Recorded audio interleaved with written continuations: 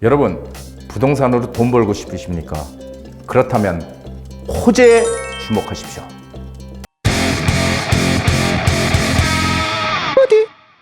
안녕하세요. 부동산 DJ 한정훈입니다. 자, 오늘 주제는 바로 이런 것입니다. 지금 시장이 아무리 불확실하고 계속 안 좋은 상황이라고 해도 오르는 곳은 반드시 존재하거든요. 물론 떨어지는 것도 존재하고 오르는 것도 존재합니다. 그런데 그 오르는 곳이 어디냐? 바로 이 호재가 있는 곳이거든요. 오늘 주제, 호재가 있는 곳을 반드시 오른다. 여러분들 오늘 중요한 내용 잘 들으시기 바랍니다. 자, 먼저 세미나 12월 13일 수요일 2시에, 오후 2시에 세미나 합니다. 내년 시장 궁금하시죠? 내년 시장이 어떻게 되든 그 불확실성 깨는 투자 비법을 공개합니다. 시장이 어떻게 움직이든 우리는 갈 길을 가면 되거든요. 돈을 벌 수 있는 그런 방법들에 대해서 알려드리도록 하죠. 자, 세미나 참석 시 1대1 개별 상담 무료로 진행합니다. 자, 우리 가장 원초적인 얘기부터 한번 해보자고요. 우리는 왜 재테크를 하는 걸까요? 여기에 대해서 많은 분들은 여러 가지 의견이 있을 수 있어요. 경제적인 자유를 위해서, 맞죠? 노후 대비를 위해서, 그렇죠? 삶의 질을 높이기 위해서, 내가 돈이 여력이 있으면은 내 삶의 질도 높아지는 건 당연한 일 아닐까요? 그런데 결정적인 거는 뭐예요? 결정적인 거는 다 맞는 얘기지만 결국은 솔직히 말해서 돈을 결국 많이 벌기 위해서라는 거예요. 그렇죠? 돈을 많이 벌기 위해서를 여러 가지 말로 포장을 한 것 뿐이에요. 우리는 돈을 많이 벌기 위해서예요. 그렇죠? 이게 솔직한 얘기가 아닐까요? 자, 그렇다면은 왜 많은 사람들은 부동산 투자를 하는 걸까요? 이런 생각 해보신 적 있으십니까? 왜 부동산에 사람들은 투자를 할까? 정확히 얘기하면 부동산에 투자하는 게 아니고요. 실물 자산에 투자하는 거예요. 실물 자산. 실물 자산이라는 건 눈에 보이는 자산을 얘기하는 겁니다. 눈에 보이는 거. 자, 우리가 보통 크게 나누면 개인 자산 있죠? 개인 자산. 개인이 가지고 있는 개인 자산을 크게 나누면은 금융 자산과 부동산 자산으로 크게 구분을 할 수가 있습니다. 그런데 대부분의 선진국들이나 외국은 이 금융 자산의 비중이 부동산 자산의 비중보다 월등히 높아요. 한데 우리나라는요, 반대로 부동산 자산이 한 75% 되고요. 개인 자산 중에서 부동산 금융 자산이 한 25% 되는 거예요. 우리는 이게 완전히 반대로 돼 있어요. 선진국들은 금융 자산이 훨씬 많거든요. 미국 같은 경우도 부동산 자산이 한 35% 정도 돼요. 우리 절반도 안 되죠. 자, 그래서 이 부동산에 대한 정책을 펴기가 상당히 어려운 것입니다. 그래서 전 세계에서 부동산 자산의 비중이 가장 큰 나라가 우리나라다. 그래서 사람들은 이 부동산에 투자를 한다. 왜냐하면 예전부터 많은 우리 선배들이 땅이 가장 중요하다 이런 얘기 많이 했잖아요. 땅 무조건 사야 된다. 그렇죠? 그래서 이 부동산 투자는, 이 부동산에 투자하는 거는 실물 자산에 투자하는 거다. 실물 자산은 부동산만 있는 거 아니잖아요. 그렇죠? 자, 실물 자산은 뭐가 있어요? 금이나 골동품이나 그림, 이런 부동산, 이런 것들이 다 실물 자산이에요. 눈에 보이는 자산들이죠. 가치가 계속 상승한다는 거예요. 근데 이 실물 자산이 상승하는 시기는 언제냐면은 제가 누누이 말씀드리지만은 인플레이션 시기예요. 인플레이션. 인플레이션 시기에는 뭐에 투자해라? 실물 자산에 투자해라. 실물 자산. 인플레이션은 다들 아시다시피 물가가 오르고 돈의 가치가 떨어지는 게 인플레이션이잖아요. 그럼 우리나라는 여태까지 어떻게 왔어요? 계속 인플레이션만 진행이 되어 와서 돈의 가치는 계속 떨어져 왔고 이 실물 자산의 가치는 계속 오른 거죠. 즉 물가가 오르고 돈의 가치가 떨어지는 걸 인플레이션이라고 하는데 우리는 주구장창 인플레이션만 겪어왔다는 거고요. 전 세계적으로 봐도 특수한 어떤 시점, 어떤 세계 2차 대전이라든지 아니면은 1929년도 미국발 대공황이라든지 이런 데만 디플레이션이 생겼고 대부분 선진국들, 전 세계 모든 나라들이 다 인플레이션입니다. 그렇다면은 돈의 가치는 지속적으로 앞으로도 계속 하락할 거고요. 그러면 실물 자산의 가치는 올라가죠. 돈을 가지고 있는 거는 바보짓이라는 거예요. 돈을 실물 자산으로 바꿔놔야 되는 거죠. 그런데 방법은 여러 가지. 금을 사든지 골동품, 그림, 부동산. 근데 우리나라 사람들은 이 부동산 투자를 많이 한다는 것 뿐입니다. 그래서 어디에 투자하느냐는 상관없어요. 무조건 현금을 바꿔놔야 된다. 실물 자산으로. 이게 오늘의 주된 주제입니다, 사실. 자, 부동산의 절대 법칙, 호재. 많이들 얘기하죠. 호재가 있는 곳에 투자해라. 호재가 있는 곳에 투자하면 이익이 난다. 이런 얘기 많이 하는데, 그럼 호재가 있는 곳은, 원칙은요, 반드시 오르는 거예요. 호재가 있는 곳은. 그래서 호재의 원리를 간단하게 보면요, 이런 거예요. 이게 이제 천칭저울이라고 옛날에 많이 보셨죠. 천칭저울. 여기다가 1kg를 무게를 넣고 1kg 무게를 넣으면은 수평을 이루겠죠. 그렇죠? 수평을 이루겠죠. 그런데 반대로 여기가 1kg예요. 1kg를 올려놨어요. 여기다가 1kg를 올려놨는데 여기다가 2kg를 올려놓은 거예요. 2kg를. 그럼 어떻게 돼요? 저울은 기울어지죠. 그렇죠? 근데 만약에 여기가 1kg인데 여기가 5kg예요. 5kg. 그러면 저울은 더 기울어지겠죠.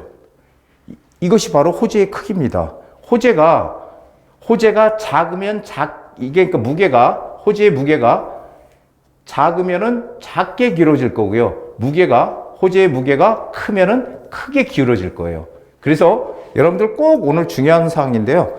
호재의 크기가 어떻게 해요? 우리가 투자했을 때 투자이익의 크기와 같다라는 거예요. 그러니까 호재가 크게 있는 곳에 우리는 투자를 해야 된다. 호재가 있는 곳. 이거 상당히 중요한 얘기를 지금 제가 드린 겁니다. 그리고 호재가 있는 곳은 반드시 오른다라는 거. 그렇다면 호재는 어떤 호재예요? 호재는 직접적인 호재와 간접적인 호재가 있어요. 직접적인 호재하고 간접적인 호재. 그런데 직접적인 호재가 크냐, 간접적인 호재가 크냐 그러면은 당연히 이 직접적인 호재가 큽니다. 근데 직접적인 호재라는 이런 거예요. 내가 가지고 있거나 내가 살고 있는 그런 부동산, 집이죠. 대표적인 집이라든지 뭐 상관없어요. 여기 가지고 있는 부동산이 갑자기 거기가 재개발이 된대요. 거기가 재개발이 돼서 아파트가 지어진대. 내가 살고 있는 것, 내가 가지고 있는 것이 직접적으로 변하는 거잖아요. 이게 직접적인 변화예요. 이게 직접 호재. 반대로 간접 호재는 내가 살고 있거나 내가 가지고 있는 부동산이 그 지역이 개발이 돼서 바뀌지는 않더라도 바로 그 인근에, 바로 옆에 일자리가 크게 생긴다든지 아니면은 교통망이 새롭게 뚫린다든지, 교통망이 대표적인 게 지하철이잖아요. 그러니까 지하철이 들어와서 갑자기 역세권이 된다든지, 이게 간접적인 호재입니다. 우리가 투자할 때 이런 직접 호재가 있느냐, 간접 호재가 있느냐, 이걸 보고 투자만 해도 절대 손실이 나는 그런 일은 있을 수 없는 것이다라는 거죠. 다들 아시겠죠? 그래서 이 직접적인 호재와 간접적인 호재가 있는 곳, 우리는 이곳에 무조건 들어가면은 이익이 날 수 있다라는 얘기를 드리는 겁니다. 자, 사례를 한번 들어볼게요. 지하철 1호선 역세권에, 지하철 가까워 역세권이라고 하는 거는 다들 아시겠지만 지하철 승강장에서 직선거리로 500m까지를 역세권이라고 합니다. 물론 지하철 승강장에서 250m를 1차 역세권, 250m에서 500m까지를 2차 역세권이라고 하지만 일단 500m를 직선거리 500m 승강장에서 이걸 역세권이라고 해요. 자, 그 역세권에 들어있는 거예요. 500m 안에. 그러니까 좋죠. 바로 거기서 뭐 걸어서 지하철 타고 갈 수가 있으니까. 그런데 여기에 3호선이 또 하나가 더 들어오는 거예요. 그러면 어떻게 돼요? 더블 역세권이 되잖아요. 더블 역세권. 그래, 더블 역세권이 되었을 때 이런 사례가 있고요. 지하철하고는 조금 멀어. 그러니까 이게 뭐냐면은 지하철에서 내려서 버스를 타고, 마을버스 타고 또 한 5분이고 10분이고 우리 집까지 가. 그러니까 지하철 역세권 전혀 아니죠.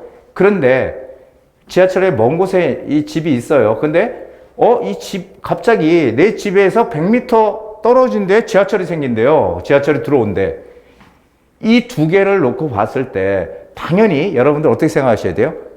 여기 더블 역세권에 지하철이 있는데 하나가 더 들어와서 더블 역세권이 되네? 호재가 생겼잖아요. 그러면 가격이 올라요, 안 올라요? 오른다. 자, 여기는 없던 곳에 지하철이 역세권에 지하철이 들어와서 내 집이 역세권 주택이 됐어. 여기도 오른다는 거예요. 근데 어떤 게 더 오를까요? 어떤 게?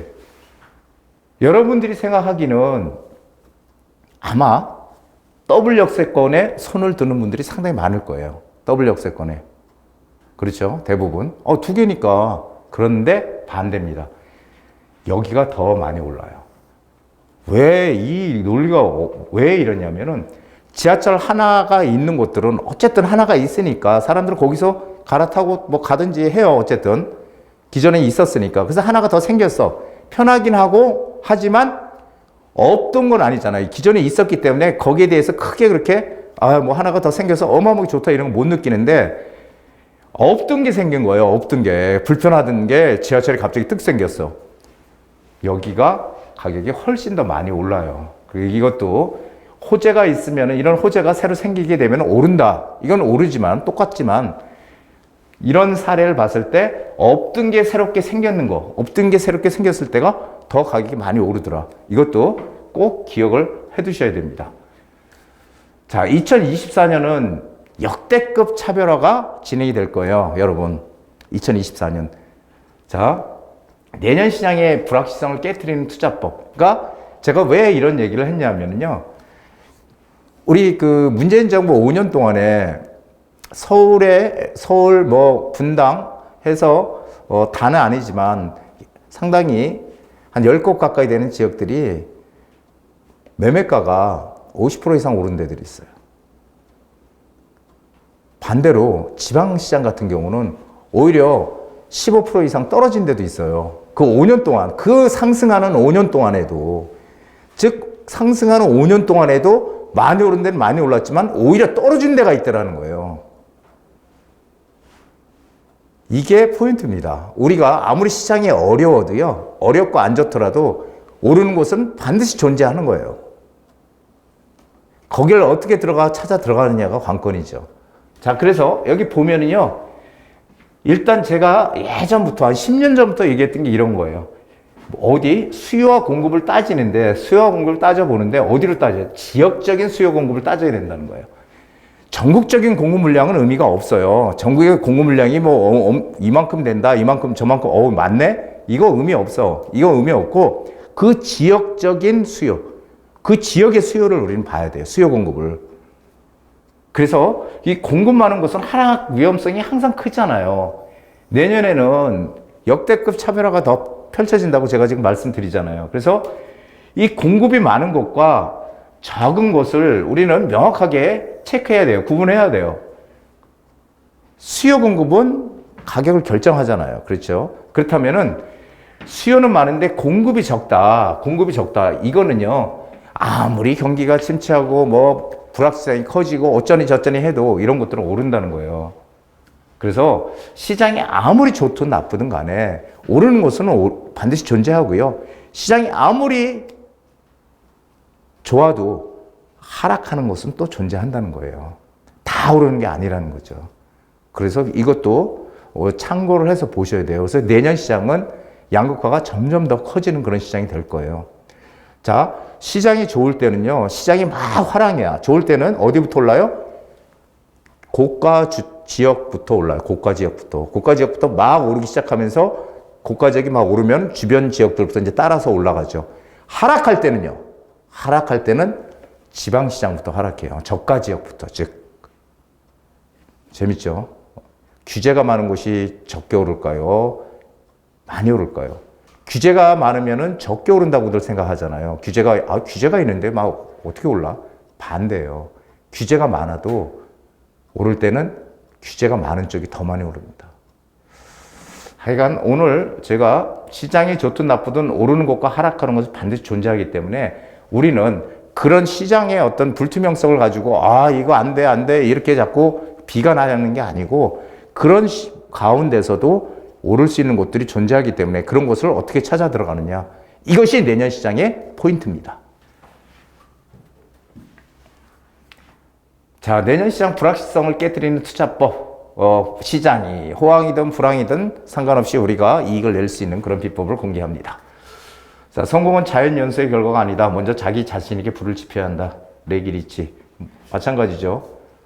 이 재테크도 그냥 가만히 있어가지고 되는 거 절대 아니고요. 남들의 그 말을 따라서 움직여서 절대 안 되는 겁니다. 자기가 판단할 수 있는 능력이 생겨야 돼요. 그렇지 않으면 매번 뭔가 할까 말까 하다 못하고 주저하다 못하고 후회하고 또 할까 말까 하다 또 못하고 그래서 어떤 이 선택에 장애가 생기거든요. 그래서 여러분들 만약에 세미나에 오시게 되면은 그 불확실성을 깨트리는 그런 투자법에 대해서 제가 확실하게 알려드리도록 하겠습니다. 제 강의가 마음에 드셨으면 구독, 좋아요 꼭 눌러주십시오.